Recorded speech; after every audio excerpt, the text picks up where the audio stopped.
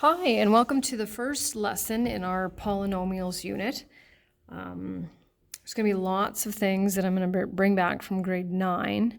So just be a little patient because we will be working on this a little bit more. So the first thing that I want to do is go back to alg tiles from grade 9.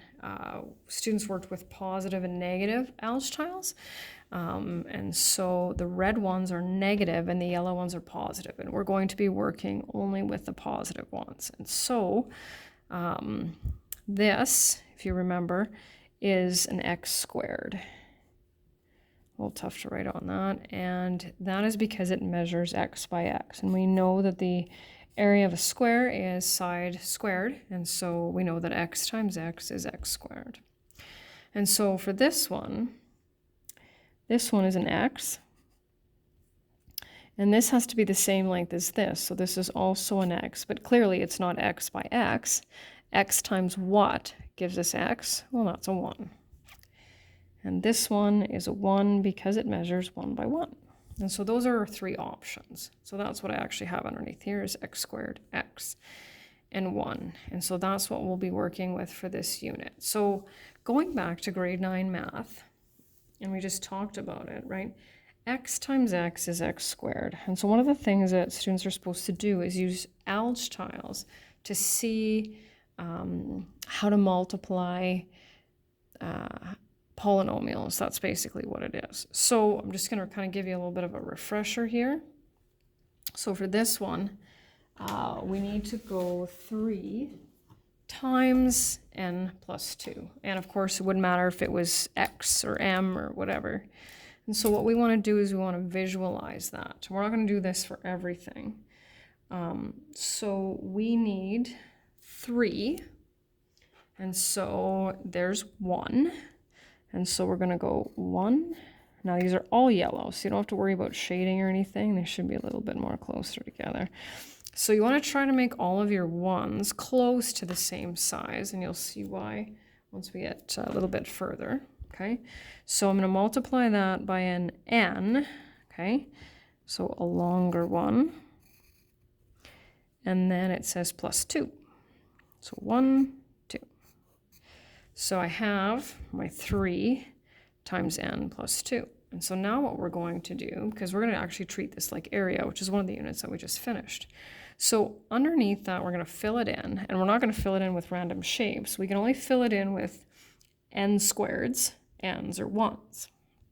And what we have to do is we have to respect the dimensions of what we put here. So when we drop down, we're going to do this length, and we're going to do this width. Okay, so I have that. And so of these 3, what did I draw? I drew n, and I'm going to say n because that's what it is. So then I'm going to keep going. Okay, and now I'm done here, and so now I'm going to move over. I'm going to respect this distance and this one as well, this length. So it doesn't matter which way you go. And my answer will be the alg tiles that are in my rectangle. So how many n's do I have here? 3 plus 1, 2, 3, 4, 5, 6. So this is my n plus 2. This is my 3. And when I multiply them, I end up with 3n plus 6. And if we go back to grade 9, what did we have to do? We had to distribute. So we had to multiply 3 times n, which is 3n, and then 3 times 2, which is 6. So I've done it with negative alg tiles, and it's quite a pain, so I'd rather not. So here we'll just distribute.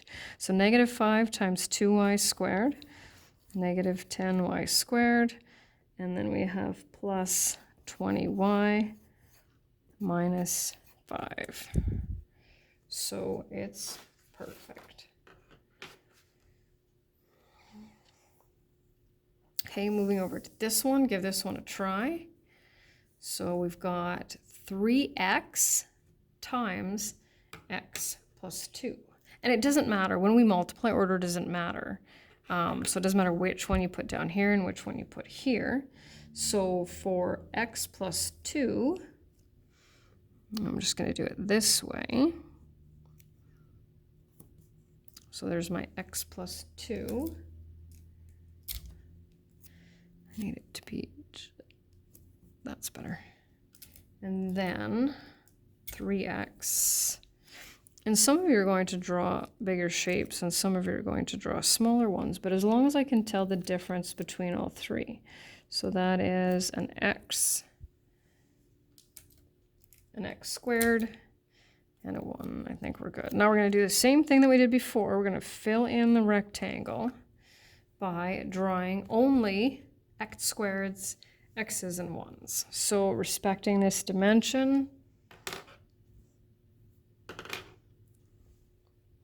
so we're going to go like this.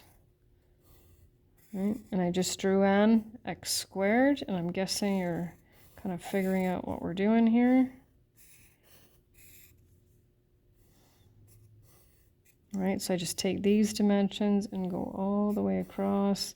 I feel like I could be drawing better.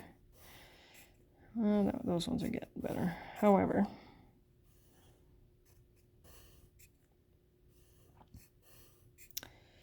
and so my answer then, right, are the algebra tiles that are there. So how many x squareds do I have? Well, I have 3. And how many x's?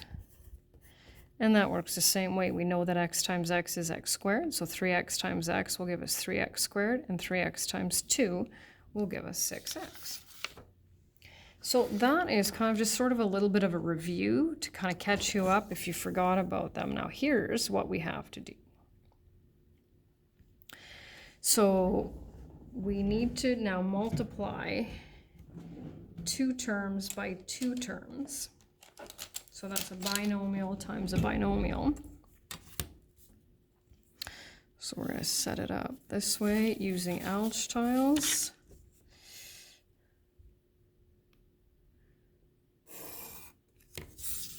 There we go. And once again, doesn't matter which side goes where. So we need x plus 1. Actually, I think I'll just draw it in. So x plus 1 and x plus 3. 1, 2, 3. There we go. So same deal, okay? Just to figure out what this is. So we've got that one.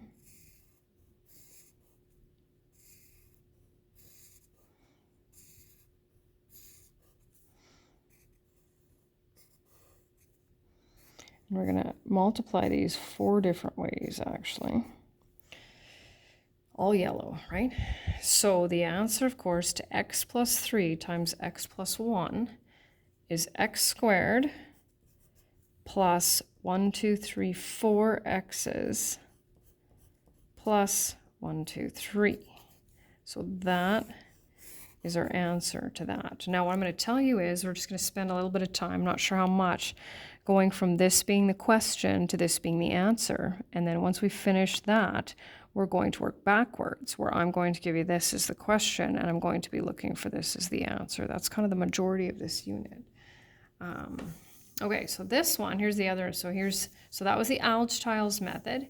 Here's the area method. Area and algebra tiles are very, very similar. So what I want for area is I want you to draw me, in this case, a square, because we have 2x plus 2's. Sometimes it's a rectangle that measures x plus 2 by x plus 2. So you might be thinking, well, how the heck do I do that? Well, if I asked you to draw me a square that measured 2 by 2, right, you'd pick something, and you would kind of go like this, and then you would say, oh, well, there we go. It's got an area of 4 square units, right? So we're going to do that. So here's how we do it. So if it needs to measure x, we're going to do a length of an x, approximately, and then I just like to do a little tick mark there. So there's my x, and then there's plus 1 and plus 2. So that's my x plus 2, and we're going to label that. We're going to label the dimensions, and then we're going to do this one, and we're going to go, okay, x plus 1 plus 2. And then we're going to join all of these lines. And then what we've done is we've created a square that measures x plus 2 by x plus 2. And so our answer, of course, right, because we know that when we calculate the area of a square, it's side squared. So what do we have here? Well, we have 1x squared. How many x's? Plus 4. And so that's our answer to that one. So those are the two that involve algebra tiles, and those sometimes take a little bit more practice, but those will not have any negatives in them. Okay, so now we're going to move on to this one. So these two are the most popular. This one was the only method that I was taught in school, but I definitely know of some students who like the box method, and I actually use it when we get into 3 terms times 3 terms, but we'll look at that later. So for the box method, what you need to do is, and it doesn't matter which side, so you need to have, for example, n minus 2, and n, and you can just have the 5. I like to do the plus 5. Because what we need to do is we need to multiply each term from the first set of brackets by each term in the second set of brackets. So that's going to be 4 multiplications to make sure that we've multiplied everything together. So n times n squared, 5 times n, 5n, negative 2n, and 5 times negative 2 is negative 10. So now what we need to do is we need to take what's here and we need to simplify it. So we know that we can add n's with n's because they're like terms.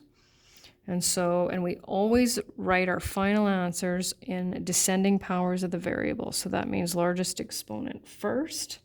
So that's going to be n squared plus 3n minus 10.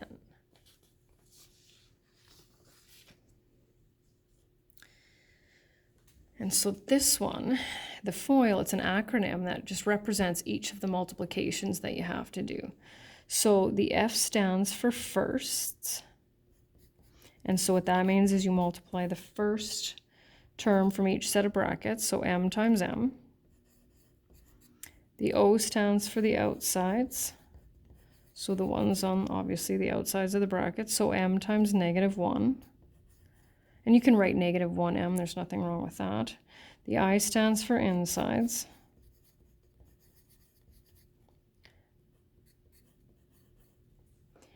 And L stands for lasts. So really, whoops, that should be a negative.